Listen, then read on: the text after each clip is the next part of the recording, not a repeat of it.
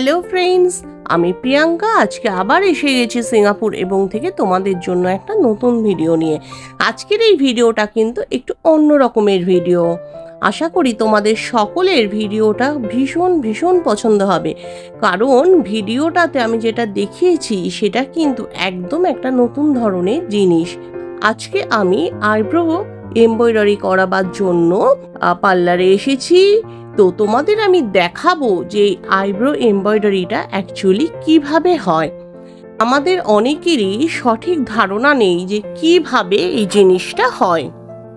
আমি আজকে মালয়েশিয়া জেবিতে এসেছি এটা করাবার জন্য, আর এটার কস্টিং আমার পড়েছে টোটাল 688 রিঙ্গিত। আর এটা করতে কিন্তু বেশ অনেকটা সময় লেগে গেছে, almost 2.5 hour. So first time যদি তোমরা এটাকে করাতে আসো তাহলে কিন্তু তোমরা হাতে মোটামুটি 3 ঘন্টার মতো টাইম নিয়ে আসবে। আর এই ভিডিওটা প্রথম থেকে শেষ অবধি তোমরা দেখলে জানতে পারবে কিভাবে স্টেপ বাই স্টেপ আইব্রো এমব্রয়ডারির কাজ করা হয়। ভিডিওটা ভালো লাগলে অবশ্যই ভিডিওটাকে লাইক করবে আর বন্ধুদের সাথে শেয়ার করতে কিন্তু ভুলবে না।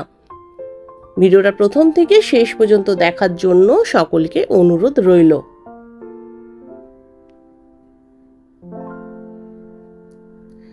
এটা করবার আগে আমি ওদের কাছে বারবার শুনে নিয়েছিলাম যে এটা করতে কোনো ব্যথা লাগবে কিনা, কতটা কষ্ট হবে আমার।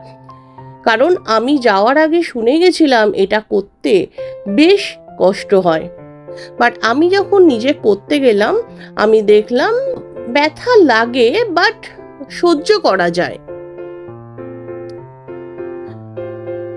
আর এখানে এরা যে নাম ক্রিমটা ইউজ করেছিল সেটা বেশ ভালো, যার ফলে ব্যথাটা কিন্তু আমি খুব বেশি ফিল করতে পারিনি।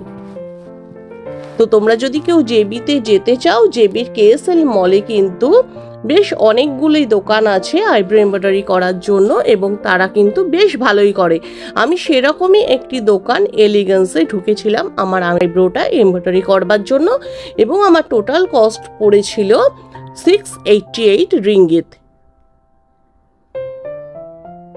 আইব্রো এমব্রয়ডারি করবার পরে ওরা আমাকে বলে দিয়েছিল এই কালারটা কিন্তু কয়েক সপ্তাহের মধ্যে একটু ফেড হয়ে যাবে। সো উইদিন 1 or 2 মান্থ আমি যদি আরেকবার টপ আপ করিয়ে নিই, ইন দ্যাট কেস কালারটা কিন্তু প্রমিনেন্ট থাকবে।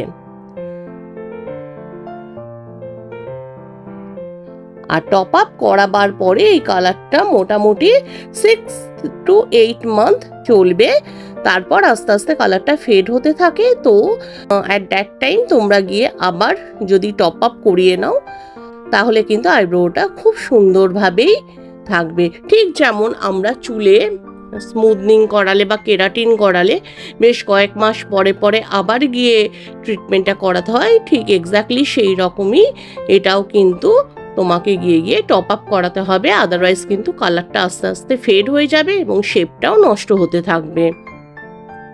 তো ফার্স্ট যে স্টেপগুলো ওরা পরপর করে গেছে সেগুলোতে কিন্তু আমার খুব একটা প্রবলেম হয়নি। দেখলেই তোমরা বুঝতে পারছো এরা ভীষণভাবে প্রফেশনাল এবং আমার কিন্তু একদমই পেন ফিল হয়নি বলতে পারো। আরেকটা কথা তোমাদের না বললেই নয়, অনেকের ধারণা আছে ঠিক যেভাবে ট্যাটু করা হয় হাতে বা বডিতে সেইভাবে আইব্রোতে ট্যাটু করা হয়। অ্যাকচুয়ালি আমি যেটা দেখলাম, বিকজ আমার হাতেও ট্যাটু করা আছে, সো দুটো এক্সপিরিয়েন্সই আমি করেছি, তো আমার মনে হয় এটা কিন্তু অ্যাকচুয়ালি ঠিক ট্যাটু নয়। আগে হয়তো ফুললি ট্যাটু করা হতো বাট সেটা ভীষণভাবে পেনফুল ছিল, যে কারণে এখন কিন্তু এদের প্রসেসটা একটু আলাদা এবং তোমরা দেখতে পাবে এই পুরো ভিডিওটাতে যে ওরা কি কি প্রসেস ফলো করলো। তো তোমরা যারা আইব্রো এমব্রয়ডারি করতে চাও তারা কিন্তু জেবিতে এসে করে যেতে পারো। আমার মনে হয় তাতে অনেকটা চিপ হবে। যদিও আমি সিঙ্গাপুরে কোনো পার্লারে কখনো কনসাল্ট করে দেখিনি যে সিঙ্গাপুরে আইব্রো এমব্রয়ডারি করতে কত এক্স্যাক্টলি খরচা হয়, বিকজ সিঙ্গাপুরে যে শেপগুলো ওরা আইব্রোতে দেয় আমার ঠিক পছন্দ হয় না। আমার সেটা পছন্দ ছিল না বলেই আমি জেবিতে এসেছিলাম এটা করাতে। এবং তোমরা দেখতে পাচ্ছ এটা হচ্ছে আমার ফাইনাল লুক। আমার তো নিজেকে দেখে বেশ ভালো লাগছে, তোমরা কিন্তু কমেন্টে জানিও আমাকে কেমন লাগছে। আজকে তাহলে এখানেই শেষ করছি, পরে আবার আসবো একটা নতুন ভিডিও নিয়ে। বাই।